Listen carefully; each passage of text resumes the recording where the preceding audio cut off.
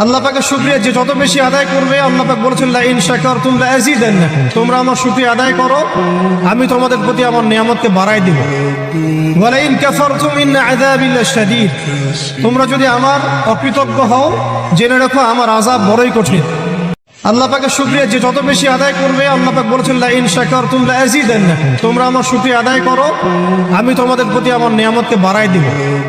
ওয়া লা ইন কাফারতুম ইন্না আযাবি লাশাদীদ, তোমরা যদি আমার অকৃতজ্ঞ হও জেনে রাখো আমার আযাব বড়ই কঠিন।